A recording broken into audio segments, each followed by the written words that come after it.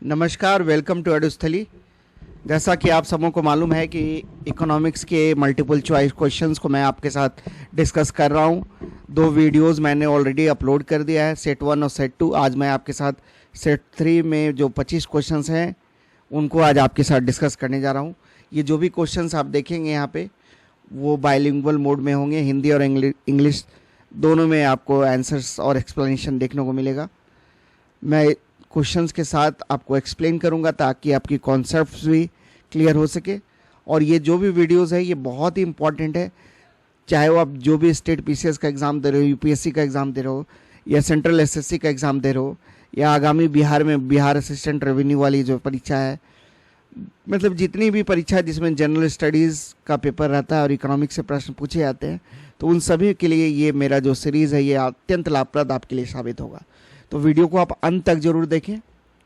और अगर मेरा ये इनिशिएटिव आप सबको पसंद आएगा तो आप वीडियो को लाइक ज़रूर करें, ज़्यादा से ज़्यादा शेयर करें, और अगर चैनल पे आप नए हैं तो चैनल को सब्सक्राइब जरूर कर लें। तो चलिए बढ़ते हैं, प्रश्न संख्या 1 को देखा जाए। The rolling plan for backward countries was suggested by. पिछड़े देशों के लिए रोलिंग योजना का सुझाव किसके द्वारा दिया गया था? Option A Gunnar Myrdal, option B W.A. Lewis, option C Ragnar Nurkse, या Paul A Samuelson, option D. तो इसमें जो करेक्ट आंसर है वो है option A Gunnar Myrdal. Option A Gunnar मैड्रल। गुनर मैड्रल ने जो भी बैकवर्ड कंट्रीज थे उनके लिए रोलिंग प्लान का सुझाव दिया था, और उन्होंने इसका सुझाव अपनी पुस्तक Indian economic planning in the broader setting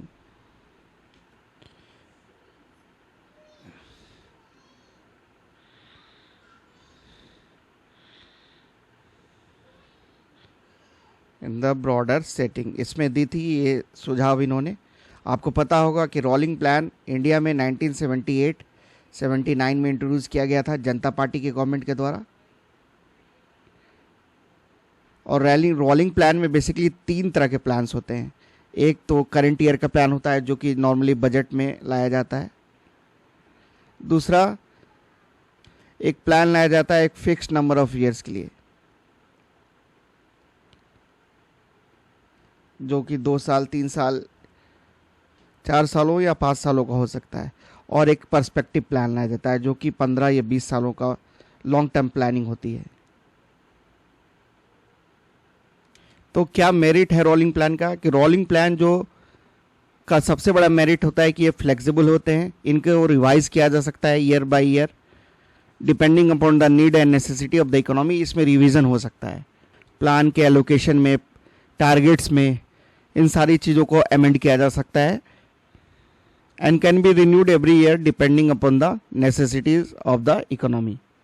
तो जब जनता पार्टी की सरकार बनी थी तो कांग्रेस गवर्नमेंट के द्वारा लाया गया 5th 5 ईयर प्लान को रिजेक्ट कर दिया गया था जनता पार्टी ने, और एक रोलिंग प्लान लाया था 1978-79 के लिए। तो आप समझ गए, तो गुनर मैड्रल साहब के द्वारा ही रोलिंग प्लान का सुझाव दिया गया था बैकवर्ड कंट्रीज़ में। उनकी पुस्तक Indian economic planning in the broader setting में उन्होंने ये सुझाव दिया था। चलिए आगे बढ़ते हैं हम। प्रश्न संख्या 2, Atal innovation mission is a flagship initiative set up by. Atal नवाचार मिशन द्वारा स्थापित एक प्रमुख पहल है। Option A ministry of human resource development, option B NITI Aayog, option C ministry of social justice and empowerment, and option D ministry of science and technology. तो इसका जो करेक्ट आंसर है वो है ऑप्शन बी नीति आयोग। तो अटल इनोवेशन मिशन को नीति आयोग के द्वारा लाया गया था। ये भारत सरकार की फ्लैगशिप इनिशिएटिव है, और इस अटल इनोवेशन मिशन को 2016 में सेटअप किया गया था ताकि एक इकोसिस्टम बन सके जिससे जो इनोवेटिव टेंडेंसीज हैं, इनोवेटिव माइंडसेट है, उनको ज़्यादा से ज़्यादा प्रमोट किया जा सके। इसलिए अटल टिंकरिंग लैब्स की स्थापना की गई at school levels.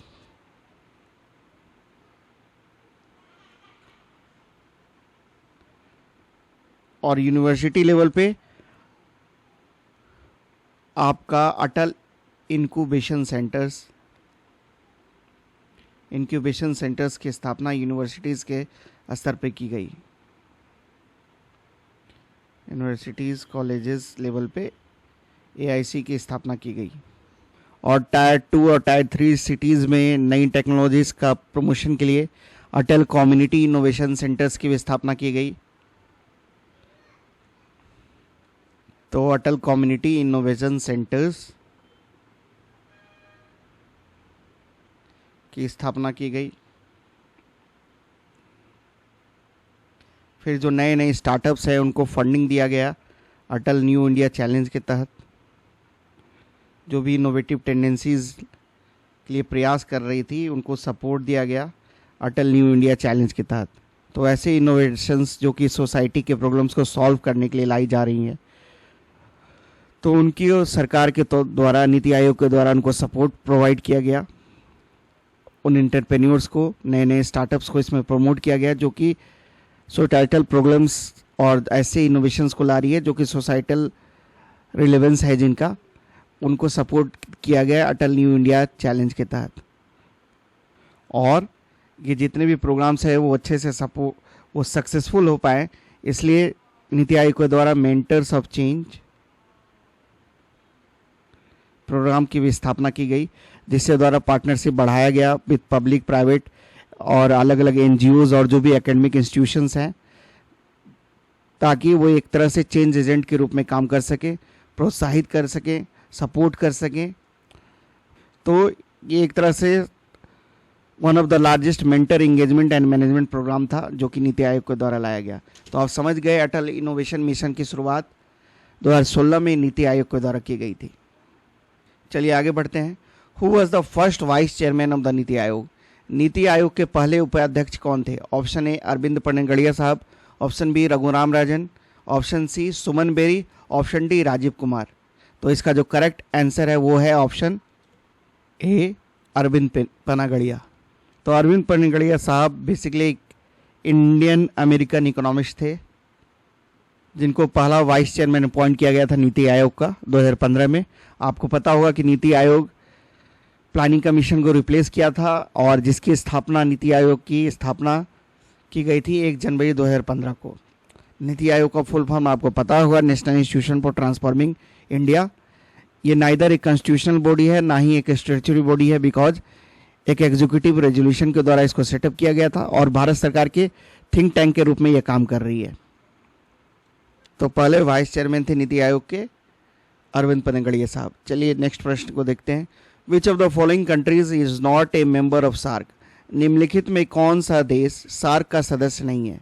Option A Pakistan, option B Sri Lanka, option C Nepal, option D Thailand. तो इसका जो करेक्ट आंसर होगा वो होगा ऑप्शन डी थाईलैंड। सार्क के बारे में आपको पता होगा, इसकी स्थापना 1985 को की गई थी। इसका जो फुल फॉर्म है वो है south Asian association for regional cooperation.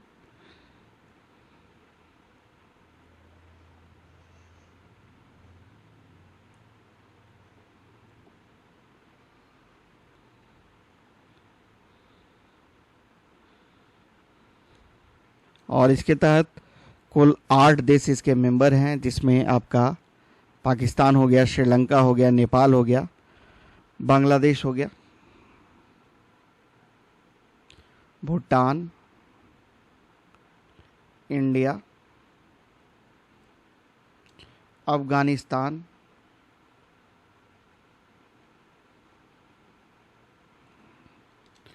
और मालदीव शामिल है। तो इसकी स्थापना 8 दिसंबर 1985 को की गई थी ढाका, बांग्लादेश में। बांग्लादेश की राजधानी ढाका में इसकी स्थापना की गई थी 1985 में। और बेसिक एम यही था कि जो साउथ एशियन कंट्रीज़ हैं जो मेजर, उनमें सोशल, इकोनॉमिक और कल्चरल कोऑपरेशन को बढ़ाया जा सके। अगर आपसे पूछ दिया कि जाए कि हेडक्वार्टर्स कहाँ है सार्क का, तो क्या होगा आपका आंसर? होगा आपका नेपाल की राजधानी काठमांडू में इसका हेडक्वार्टर स्थित है। तो आप समझ गए, सार्क का मेन एम है to promote regional and economic integration among its member states, जिसकी स्थापना 8 दिसंबर 1985 को की गई थी। चलिए नेक्स्ट क्वेश्चन को देखा जाए। With which of the followings is the Abid Hussain committee related to? Abid Hussain समिति निम्नलिखित में से किससे संबंधित है? Option A reforms in small scale industries, लघु उद्योगों में सुधार, option B reform in taxation, कराधान में सुधार, option C reform in minimum support price, न्यूनतम समर्थन मूल्य प्रणाली में सुधार। Option D, reforms in working of SEBI, SEBI की कार्यप्रणाली में सुधार। तो इसका जो करेक्ट आंसर होगा वो होगा option A, reforms in small scale industries. तो आबिद हुसैन साहब ने स्मॉल स्केल इंडस्ट्रीज़ के प्रोग्राम्स को एनालाइज किया था और 1997 में उनकी रिपोर्ट आई थी। आबिद हुसैन साहब का जो योगदान है इंडिया के इकोनॉमिक रिफॉर्म्स में बहुत ही महत्वपूर्ण माना जाता है। खासकर उनकी जो रिपोर्ट स्मॉल स्केल इंडस्ट्रीज़ पे आई थी और ट्रेड पॉलिसी पे जो उन्होंने रिपोर्ट दिया था, वो कहीं ना कहीं मील का सब पत्थर साबित हुआ और भारत के आर्थिक सुधारों में वो इन रिपोर्ट्स ने बहुत ही मदद की थी। और आबिद हुसैन कमेटी ने ही जो पहले मैक्सिमम जो आइटम्स थे स्मॉल स्केल इंडस्ट्रीज़ के लिए वो रिजर्व रहते थे, तो इन्होंने बोला था कि आप डी रिजर्वेशन कीजिए। स्मॉल स्केल इंडस्ट्रीज़ की एफिशिएंसी को प्रमोट करना है अगर, तो डी रिजर्वेशन ऑफ आइटम्स करना पड़ेगा फेज्ड मैनर में, तभी स्मॉल इंडस्ट्रीज़ कम्पिटिटिव हो पाएंगी। प्रश्न संख्या 6, khadi and village industry commission was established during which 5 year plan. Khadi एवं ग्रामोद्योग आयोग की स्थापना किस पंचवर्षीय योजना के दौरान की गई थी। ऑप्शन ए, तीसरी पंचवर्षीय योजना। ऑप्शन बी, द्वितीय पंचवर्षीय योजना। Option C, first 5 year plan, पहली पंचवर्षीय योजना। Option D, fourth 5 year plan, चौथी पंचवर्षीय योजना। तो इसका जो करेक्ट आंसर होगा वो होगा option B, second 5 year plan, क्योंकि KVIC की स्थापना अप्रैल 1957 ईस्वी में की गई थी as a statutory body because it was established by an act of parliament, और उस एक्ट का नाम था Khadi and village industries commission act of 1956। और सेकेंड 5 ईयर प्लान का टेन्योर तो आप जानते ही हैं, 1956 से 61 के बीच। तो KVIC अप्रैल 1957 में इस्टेब्लिश की गई थी। इसलिए इसका जो करेक्ट आंसर होगा वो होगा option B, second 5 year plan. चलिए नेक्स्ट क्वेश्चन को देखते हैं। Among the given statement which one is absolutely true about Hindu growth rate. दिए गए कथनों में से कौन सा हिंदू विकास दर के बारे में बिल्कुल सत्य है। Option A, this is about the economic growth of the Hindu population, यह हिंदू आबादी की आर्थिक वृद्धि के बारे में है। Option B, shows economic disparities among different social groups in India, Bharat में विभिन्न सामाजिक समूहों के बीच आर्थिक असमानताओं को दर्शाता है। Option C, reflects low growth performance of the Indian economy during 1950s to 1980, 1950 से 1980 के दौरान भारतीय अर्थव्यवस्था के कम विकास प्रदर्शन को दर्शाता है। Option D, points out at accelerated growth rate of the Indian economy since 1980s, 1980 के बाद से भारतीय अर्थव्यवस्था की तीव्र वृद्धि दर की ओर इशारा करता है। तो इसका जो करेक्ट आंसर होगा वो होगा ऑप्शन सी, क्योंकि हिंदू ग्रोथ रेट 1950 से 1980 के बीच जो ग्रोथ रेट बहुत ही कम था, उसी को इसके तहत दर्शाया गया है। ये जो टर्म था इसको इकोनॉमिस्ट राज कृष्णा के द्वारा, ये भी परीक्षा में आपसे पूछता है कि किसने इस टर्म को कॉइन किया गया, तो इसको इकोनॉमिस्ट जो थे राज कृष्णा साहब, उनके द्वारा ये टर्म कॉइन किया गया था 1978 में। क्योंकि 1950 से 1980 के पीरियड के बीच जो इंडियन इकोनॉमी का ग्रोथ रेट था वो एवरेज ग्रोथ रेट लगभग 3.5 से 4% के बीच ही था। तो आप समझ गए कि हिंदू रेट ऑफ ग्रोथ को प्रोफेसर राज कृष्णा के द्वारा दिया गया था। 1978 में उन्होंने ये टर्म कॉइन किया था और बेसिकली जो इंडियन इकोनॉमी का शुरुआती 30 सालों में जो ग्रोथ परफॉर्मेंस था वो बहुत ही धीमा था और इसी को हिंदू रेट ऑफ ग्रोथ से दर्शाया गया था, क्योंकि इंडियन इकोनॉमी का जो एवरेज ग्रोथ रेट था वो 3.5 से 4% के बीच ही था। चलिए नेक्स्ट क्वेश्चन को देखते हैं। Question number 8, the concept of zero based budgeting in India was implemented for the first time under the finance ministership of. Bharat में शून्य आधारित बजट की अवधारणा पहली बार किस वित्त मंत्री के कार्यकाल में लागू की गई थी। Option A, P Chidambaram, option B, Manmohan Singh, option C V P Singh या ऑप्शन डी जसवंत सिंह। तो इसका जो करेक्ट आंसर है वो है option C V P Singh. V P Singh साल 1984 से 1987 के बीच भारत के वित्त मंत्री का पद इन्होंने संभाला था। अगर आपसे पूछ दिया जाए कि सबसे पहली बार किस डिपार्टमेंट के द्वारा जीरो बेस्ड बस्टिंग का प्रयोग किया गया था, तो वो था ministry of science and technology के द्वारा इसका प्रयोग किया गया था। उस समय डिपार्टमेंट था ये, तो department of science and technology के द्वारा 1983 में सबसे पहली बार जीरो बेस्ड बस्टिंग को टेस्ट किया गया था department of science and technology के द्वारा। हालांकि ऑल इंडिया लेवल पे इसका प्रयोग इंडियन गवर्नमेंट ने इम्प्लीमेंट किया 1986 में पहली बार। जीरो बेस्ड बस्टिंग का कॉन्सेप्ट दिया था पीटर पायर के द्वारा। ये भी पूछा जाता है आपसे, जो कि बेसिकली एक अमेरिकन बिजनेस राइटर थे और मैनेजर थे टेक्सास इंस्ट्रूमेंट्स में। उन्हीं ने ये कॉन्सेप्ट को डेवलप किया था 1970s में।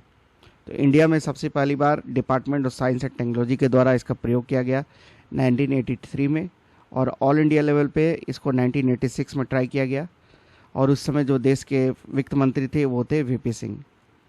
तो चलिए आगे बढ़ते हैं। प्रश्न संख्या 9। The committee headed by TSR Subramanian was related to. TSR Subramanian की अध्यक्षता वाली समिति किससे संबंधित थी? Option A new education policy, option B defence procurement policy रक्षा खरीद नीति, option C new foreign policy नई विदेश नीति, option D merger of public sector banks सार्वजनिक क्षेत्र के बैंकों का विलय।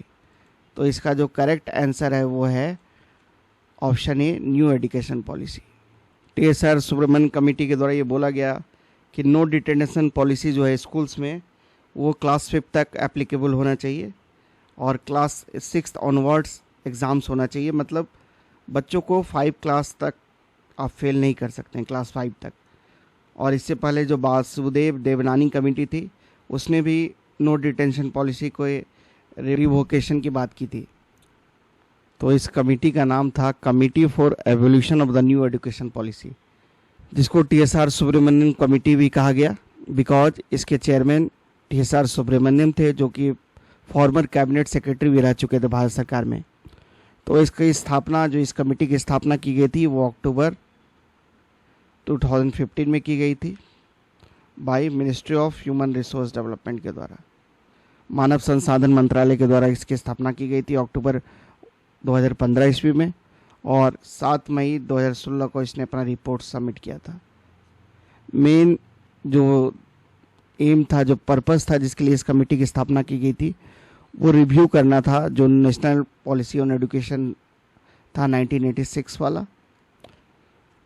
और right of children to free and compulsory education act, मतलब RTE एक्ट जो था आपका 2009 वाला, इन दोनों एक्ट्स को रिव्यू करना था। तो TSR सुब्रमण्यम कमेटी ने बोला कि जो नो डिटेंशन पॉलिसी है उसको कक्षा 5 तक ही रहने देना चाहिए। इससे पहले कक्षा 8 तक नो डिटेंशन पॉलिसी अपनाई जाती थी स्कूल्स में। मतलब बच्चों का कैसा भी परफॉर्मेंस रहे, इससे पहले क्लास 8 तक उन्हें फेल नहीं किया जा सकता था। बट TSR सुब्रमण्यम कमेटी ने बोला कि नो डिटेंशन पॉलिसी को क्लास 5 तक ही रखा जाए। चलिए नेक्स्ट क्वेश्चन को देखते हैं। हाई पावर्ड मनी इज, उच्च शक्ति वाला पैसा क्या है? Bank reserves at central bank, केंद्रीय बैंक में बैंक भंडार, मनी हेल्ड बाय बैंक्स, बैंकों द्वारा रखा गया धन, all loans and advances of bank, bank के सभी ऋण और अग्रिम, option D currency held by the public and cash reserves of bank, जनता द्वारा रखी गई मुद्रा और बैंक के नगद भंडार। तो इसका जो करेक्ट आंसर है वो है option D currency held by the public and cash reserves of bank. तो high powered money basically total liability बताता है सेंट्रल बैंक का। इसका दूसरा नाम मॉनेटरी बेस भी इसे कहा जाता है। हाई पावर्ड मनी का जो फॉर्मूला होता है H=CP+R, currency with the public and cash reserves of bank. तो हाई पावर्ड मनी बेसिकली जो करेंसी इशू करती है सेंट्रल बैंक, जो कि हमारे यहाँ आरबीआई है, जिसको पब्लिक या तो अपने पास हेल्ड करके रखती है या फिर वो बैंक्स में कैश रिजर्व्स के रूप में जमा होते हैं, तो इन्हीं को हम हाई पावर्ड मनी कहते हैं। चलिए नेक्स्ट क्वेश्चन को देखते हैं। Question number 11, Swayam an initiative the government of India aims at, भारत सरकार की पहल स्वयं का उपदेश है promoting the self help groups in rural areas, ग्रामीण क्षेत्रों में स्वयं सहायता समूह को बढ़ावा देना, providing financial and technical assistant to young startup entrepreneurs, युवा स्टार्टअप उद्यमियों को वित्तीय और तकनीकी सहायता प्रदान करना, promoting education and health of adolescent girls, किशोरियों को शिक्षा और स्वास्थ्य को बढ़ावा देना, option D providing affordable and quality education to the citizens for free, नागरिकों को निःशुल्क, सस्ती और गुणवत्तापूर्ण शिक्षा उपलब्ध कराना। तो इसका जो करेक्ट आंसर है वो है आपका ऑप्शन डी, नागरिकों को निःशुल्क, सस्ती और गुणवत्तापूर्ण शिक्षा उपलब्ध कराना। स्वयं का फुल फॉर्म होता है study waves of active learning for young aspiring minds. स्वयं बेसिकली एक डिजिटल प्लेटफॉर्म है जिनको स्कूल्स के बच्चों के द्वारा एक्सेस किया जा सकता है, और इसमें इवन कॉलेजेस लेवल की भी पढ़ाई है, फ्रॉम क्लास 9 टू क्लास 12 तक के जो भी टेक्स्ट बुक है आपका, उन सभी का जो बेस्ट टीचर्स के द्वारा वीडियो लेक्चर्स उसमें रिकॉर्डेड है जिनको बच्चों सुन सकते हैं, और फ्रॉम क्लास 9 टू क्लास 12 तक के मटेरियल्स इसमें उपलब्ध हैं। सारे कोर्सेज इंटरैक्टिव होते हैं, बेस्ट टीचर्स के द्वारा उनको प्रिपेयर किया जाता है और फ्री ऑफ कॉस्ट इनको प्रोवाइड करवाया जाता है। तो भारत सरकार की एक पहल है ये कि क्वालिटी एजुकेशन मिल सके सिटीजन्स को फ्री में और अफोर्डेबल हो, क्योंकि ये फ्री है तो ऑब्वियस ये अफोर्डेबल होगा ही। तो जो डिजिटल डिवाइड है उसको ब्रिज करना चाहता है स्वयं प्लेटफॉर्म के द्वारा। चलिए क्वेश्चन नंबर 12 को देखते हैं। In which year the rupee was devalued for the very first time in India, Bharat में पहली बार रुपये का अवमूल्यन किस वर्ष किया गया था? Option A 1949, option B 1966, option C 1972, option D 1990। तो इसका जो करेक्ट आंसर है वो है ऑप्शन ए 1949। अभी तक इंडियन रुपी का 3 बार डिवैल्यूशन किया जा चुका है। पहला डिवैल्यूशन आपका 1949 में किया गया था, दूसरा 1966 में और तीसरा 1991 में। तो अगर आपसे पूछ दिया जाए कि इंडियन रुपी का अभी तक कितनी बार डिवैल्यूशन हो चुका है तो आपका आंसर होगा 3 टाइम्स। और डिवैल्यूशन का मतलब आप समझते ही ऑफिशियल रिडक्शन होता है।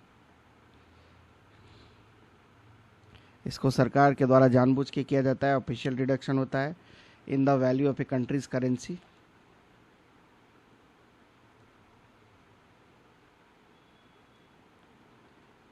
Relative to other currencies.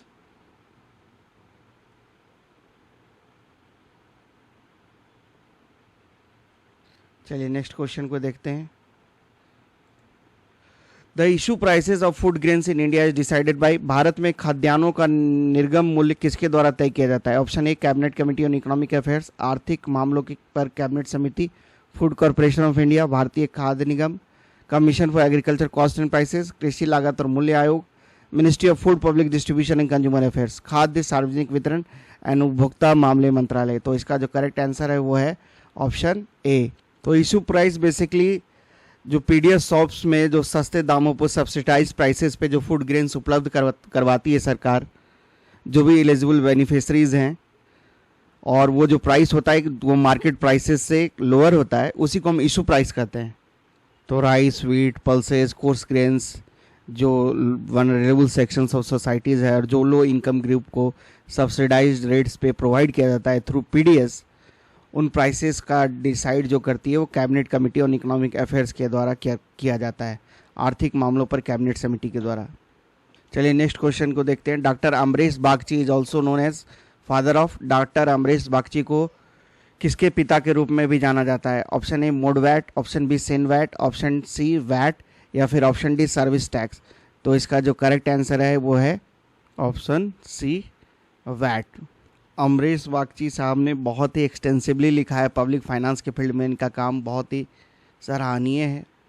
Tax policy के regarding, tax administration, fiscal federalism, इन सभी कॉन्सेप्ट्स को इन्होंने अपने थ्योरीज में डिस्कस किया है। इनका एक रिपोर्ट आया था, reform of consumption taxes in India.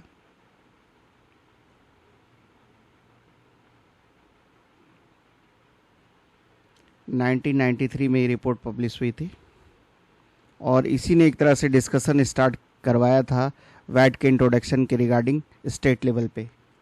तो इसलिए डॉक्टर अमरीश बागची को father of value added tax भी कहा जाता है। Question number 15, which of the following committees had recommended shifting to a January December financial year.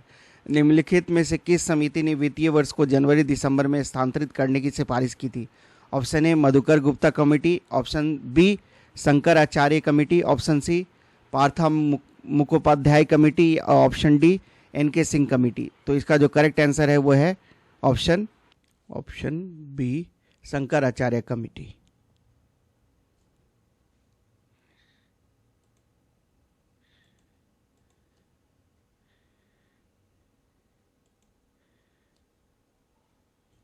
Option B Shankaracharya committee. इस कमेटी का फॉर्मेशन जुलाई 2016 में किया गया था और इस कमेटी के द्वारा ये बोला गया था कि हमें 150 ईयर जो ओल्ड प्रैक्टिस है उसे हमें ऊपर उठना चाहिए और हमें जो फाइनेंशियल ईयर होना चाहिए वो जनवरी टू दिसंबर होना चाहिए। और मध्य प्रदेश पहला राज्य बना था भारत में जिसने ये शंकराचार्य कमेटी के रिकमेंडेशंस को मान के अपने फाइनेंशियल ईयर को जनवरी से दिसंबर शिफ्ट किया था। चलिए नेक्स्ट क्वेश्चन को देखते हैं। Income tax in India was introduced by, भारत में आयकर की शुरुआत किसके द्वारा की गई थी? Option A sir Charles Wood, option B James Wilson, option C lord Macaulay, option D William Jones. तो इसका जो करेक्ट आंसर है वो है ऑप्शन बी जेम्स विल्सन। 1857 की क्रांति के बाद साल 1860 में इनकम टैक्स को रिकमेंड किया गया था जेम्स विल्सन के द्वारा, क्योंकि अपने जो लॉसेस गवर्नमेंट को उठाना पड़ा था ब्रिटिश गवर्नमेंट को, उसकी रिकवरी जल्दी से जल्दी करने के लिए इनकम टैक्स का प्रोविज़न सबसे पहले बार 1860 में लाया गया था सर जेम्स विल्सन के द्वारा। Question number 17, which of the following options are correct with respect to the financial stability and development council. वित्तीय स्थिरता और विकास परिषद के संबंध में निम्नलिखित में से कौन सा विकल्प सही है? इट वॉज क्रिएटेड इन 2010, इसे 2010 में बनाया गया था। It's chairman is the finance minister of India, इसके अध्यक्ष भारत के वित्त मंत्री हैं। The Raghuram Rajan committee 2008 on financial sector reforms first propose the creation of FSDC। वित्तीय क्षेत्र सुधारों पर रघुराम राजन समिति 2008 ने पहली बार IFDC के गठन का प्रस्ताव रखा था। Option D all of these. तो इसका जो करेक्ट आंसर है वह है ऑप्शन डी, क्योंकि इसमें सभी जो विकल्प हैं वो सही है, क्योंकि FSDC का निर्माण 2010 में किया गया था। इसके चेयरमैन वित्त मंत्री ही होते हैं और रघुराम राजन कमेटी के द्वारा ही इसको रिकमेंडेशन दी गई थी। तो FSDC एक तरह से सबसे हाईएस्ट फोरम है डिस्कस करने के लिए फाइनेंशियल स्टेबिलिटी के मैटर्स को, जिसको अध्यक्षता यूनियन फाइनेंस मिनिस्टर के द्वारा की जाती है। मेन जो रिस्पॉन्सिबिलिटी दी गई है FSDC को वह है financial stability, financial sector development, macro prudential surveillance of the economy, financial literacy और फाइनेंशियल इंक्लूजन को बढ़ाने का काम करती है। इंटर रेगुलेटरी कोऑर्डिनेशन को बढ़ाने का काम भी FSDC के द्वारा किया जाता है। तो इसका जो प्रमुख लक्ष्य है वो फाइनेंशियल स्टेबिलिटी को स्ट्रेंथन करना, उसको मजबूती प्रदान करना, रेगुलेटरी कोऑर्डिनेशन, जो अलग अलग संस्थाएं हैं उनके बीच रेगुलेटरी कोऑर्डिनेशन को इम्प्रूव करना, और फाइनेंशियल सेक्टर का डेवलपमेंट को प्रमोट करना, फाइनेंशियल लिटरेसी बढ़ाना, फाइनेंशियल इंक्लूजन को प्रमोट करना। तो जब भी नीड एराइज होती है इसके मीटिंग्स कॉल किए जाते हैं। इसमें जो भी फाइनेंशियल सेक्टर रेगुलेटर्स हैं, चाहे RBI, SEBI, PFRDA, IRDA, FMC, उन सभी के हेड्स को बुलाया जाता है। फाइनेंस सेक्रेटरी भी इसमें शामिल होते हैं। डिपार्टमेंट ऑफ इकोनॉमिक अफेयर्स के जो सेक्रेटरी हैं वो भी इसमें शामिल होते हैं, चीफ इकोनॉमिक एडवाइज़र शामिल होते हैं इसमें, सेक्रेटरी शामिल होते हैं डिपार्टमेंट ऑफ फाइनेंशियल सर्विसेज के। तो ये जो काउंसिल है अपने मीटिंग्स बुला सकती है जब उसे ये नीड एराइज होता है। 28th मीटिंग हुआ है अभी FSDC का न्यू दिल्ली में पिछले साल। ये नेक्स्ट क्वेश्चन को देखते हैं। ट्यून डेफिसिट मीन्स जुड़वा घाटा का मतलब है high current account deficit and high physical deficit, उच्च चालू खाता घाटा और उच्च राजकोषीय घाटा। High capital account deficit and high physical deficit, उच्च पूंजी खाता घाटा और उच्च राजकोषीय घाटा। High current account deficit and high capital account deficit, उच्च चालू खाता घाटा और उच्च पूंजी खाता घाटा। High budget deficit and high physical deficit, उच्च बजट घाटा और उच्च राजकोषीय घाटा। तो इसका जो करेक्ट आंसर है वो है option A, high current account deficit and high physical deficit. तो एक ऐसा सिचुएशन होता है जब गवर्नमेंट की स्पेंडिंग ज़्यादा होती है उसके रेवेन्यू के मुकाबले, और जब इंपोर्ट्स ज़्यादा होता है एक्सपोर्ट्स के मुकाबले, तब ट्यून डेफिसिट ऑकर होता है जिसमें हाई करंट अकाउंट डेफिसिट भी होता है और साथ साथ हाई फिजिकल डेफिसिट भी होता है। तो जब ट्यून डेफिसिट होगा तो उससे नेशनल डेब्ट बढ़ेगा किसी देश का, करेंसी वीक हो जाएगी और एक तरह से इकोनॉमिक इनस्टेबिलिटी आ जाएगा देश में, जैसा इंडिया को 1990s में फेस करना पड़ा था ये सिचुएशन ट्यून डेफिसिट वाला। Question number 19, in an economy head count ratio is the measure of, किसी अर्थव्यवस्था में कर्मचारी संख्या अनुपात किसका माप है? अनएम्प्लॉयमेंट, ऑप्शन बी लिटरेसी साक्षरता दर, ऑप्शन सी बेरोजगारी पॉवर्टी गरीबी, ऑप्शन डी माल न्यूट्रिशन। तो इसका जो सही आंसर है वो है ऑप्शन सी पॉवर्टी। तो हेड काउंट रेशियो होता है बेसिकली जो पॉवर्टी लाइन से नीचे रहने वाले लोग हैं उनका ये अनुपात होता है। यह गरीबी से जुड़े आंकड़ों को मापने का एक तरीका है और इसको कैलकुलेट किया जाता है by dividing the number of people below poverty line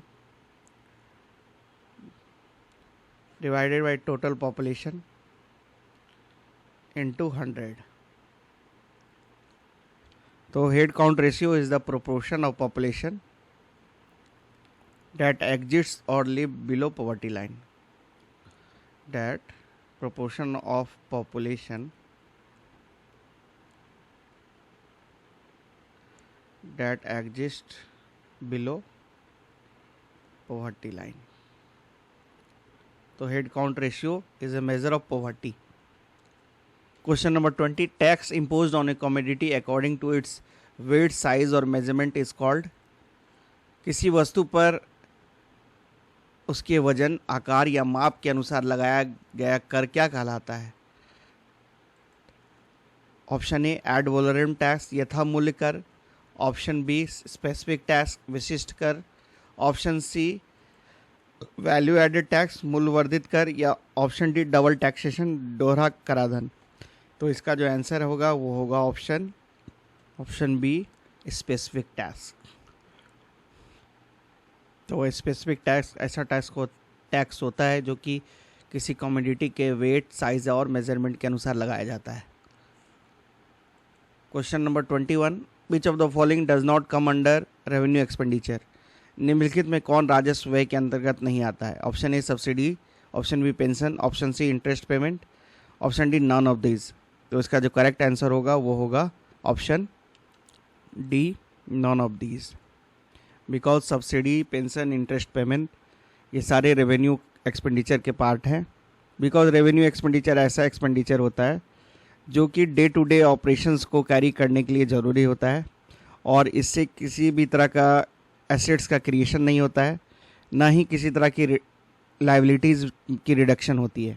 तो जैसे एम्प्लॉयज़ को सैलरी देना हो गया, लेबर का पेमेंट हो गया, सरकार को जो अलग अलग सब्सिडीज़ देनी होती है, जो कर्ज लिया है उस पर ब्याज का भुगतान करना होता है, जो इक्विपमेंट्स हैं उन पे वियर एंड टियर कॉस्ट देना पड़ता है। तो ये सारे रेवेन्यू एक्सपेंडिचर के पार्ट हैं, जिससे ना ही किसी तरह के एसेट्स का क्रिएशन हो रहा है, बिकॉज रेवेन्यू एक्सपेंडिचर एक तरह से रिकरिंग एक्सपेंसेस होता है।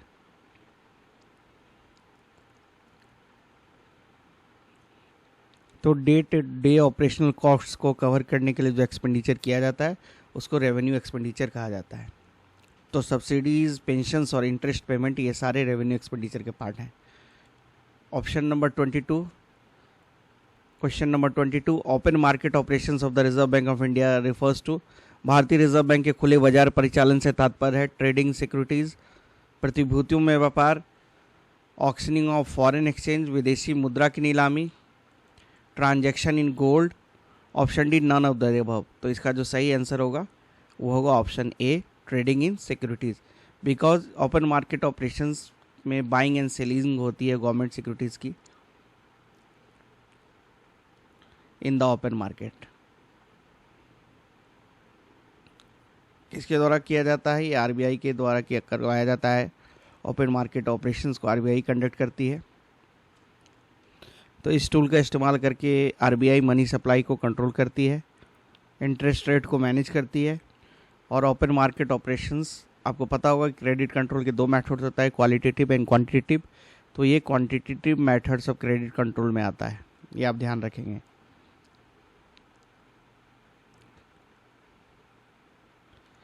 चलिए नेक्स्ट क्वेश्चन को देखा जाए।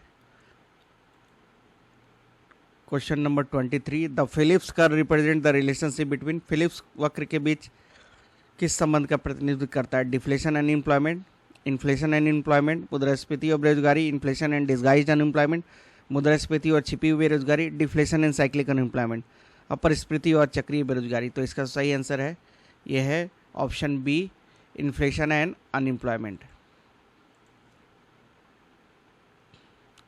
इस कॉन्सेप्ट को A.W. फिलिप्स के द्वारा दिया गया था। तो इसका कॉन्सेप्ट में बताया गया था कि अगर इन्फ्लेशन बढ़ेगा तो देश में जो बेरोजगारी का स्तर है वो कम होगा। ऐसा बोला गया था जैसे जैसे देश में इकोनॉमिक ग्रोथ होती है तो इन्फ्लेशन उसके साथ आता है, और इन्फ्लेशन आएगा जब तो ज़्यादा से ज़्यादा जॉब क्रिएट होंगे, प्रोड्यूसर्स को इंसेंटिव होगा ज़्यादा से जॉब क्रिएशन का, और जिससे बेरोजगारी घटेगी। बट इस कॉन्सेप्ट का हमने ब्रेक देखा है 1970s में, स्टैगफ्लेशन हुआ था। तो इन्वर्स रिलेशनशिप जो इन्फ्लेशन और अनएम्प्लॉयमेंट के बीच था वो एक तरह से ब्रेक हो गया था, क्योंकि इस समय इन्फ्लेशन भी था और साथ साथ अनएम्प्लॉयमेंट भी था। तो एक तरह से ये फिलिप्स कर्व को कॉन्ट्राडिक्ट कर रहा था। Question number 24, Dunkel proposal is related to. Dunkel प्रस्ताव किससे संबंधित है? Devaluation of the Indian rupees, भारतीय रुपये का मूल्यन, इंपोर्ट ऑफ टेक्निकल नॉलेज, तकनीकी ज्ञान का आयात, राइट टू इंटेलेक्चुअल प्रॉपर्टी, बौद्धिक संपदा का अधिकार, quality of industrial product for the export, निर्यात के लिए औद्योगिक उत्पाद की गुणवत्ता। तो इसका जो सही आंसर है वो है option C, right to intellectual property. तो आर्थर डंकेल साहब बेसिकली डायरेक्टर जनरल थे गैट के। आपको पता हो GATT, general agreement on tariffs and trade, 1980 से 1993 तक ये डायरेक्टर जनरल रहे थे गैट के। और इन्हीं के द्वारा उरुग्वे राउंड हुआ था, मल्टीनेशनल निगोशिएशंस का उरुग्वे राउंड, जो कि 1986 से 1993 तक चला था, और जिसके द्वारा इसी उरुग्वे राउंड के फाइनलाइजेशन के बाद गैट का स्वरूप बदल के WTO का निर्माण किया गया, और जिसमें बहुत सारे इंटेलेक्चुअल प्रॉपर्टी राइट्स के एग्रीमेंट किए गए, जैसे GATS, global agreement in trade in services, TRIPS, trade related intellectual property rights, और TRIMS, trade related investment managers. तो आर्थर डंकेल का संबंध बौद्धिक संपदा का अधिकार से था। चलिए नेक्स्ट क्वेश्चन को देखा जाए। Which among the following countries was the first to adopt family planning program officially. निम्नलिखित में से कौन सा देश परिवार नियोजन कार्यक्रम को आधिकारिक रूप से अपनाने वाला पहला देश था? Option A Brazil, option B USA, option C India, option D China. तो इसका जो करेक्ट आंसर है वो है option C, India, because India वो पहला देश था जिसने फैमिली प्लानिंग अपनाई थी। हमने नेशनल फैमिली प्लानिंग प्रोग्राम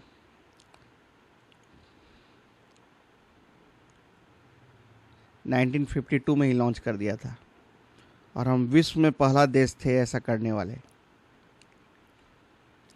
तो पॉपुलेशन ग्रोथ रेट को कम करने के लिए सबसे पहले भारत ही एक अग्रणी देश के रूप में परिवार नियोजन कार्यक्रम को चलाने के लिए आगे बढ़ा, और 1952 में ही हमने नेशनल फैमिली प्लान की शुरुआत कर दी थी। तो इसलिए इसका जो सही आंसर होगा वो होगा क्वेश्चन नंबर इस क्वेश्चन का जो आंसर होगा वो होगा ऑप्शन सी, इंडिया। तो इसी के साथ ये हमारा अंतिम प्रश्न था। अगर आपको हमारा ये वीडियो सेशन पसंद आया है तो आप हमारे चैनल से जुड़ जाएं, इस वीडियो को लाइक ज़रूर करें, ज़्यादा से ज़्यादा शेयर करें। अगर नए हैं तो चैनल को सब्सक्राइब कर लें। आप हमारे चैनल को ऐसे भी फॉलो करते रहें ताकि जो भी गवर्नमेंट वैकेंसीज़ हैं उसका अपडेट आप तक पहुंच सके। आप हाल में टेलीग्राम चैनल से भी जुड़ सकते हैं और बाकी सेट 1 और सेट 2 आप देख लें, क्योंकि ये बहुत ही इंपॉर्टेंट क्वेश्चंस है परीक्षा के लिए जो मैं आपके साथ डिस्कस कर रहा हूँ। वीडियो को देखने के लिए सबों को धन्यवाद। जय हिंद।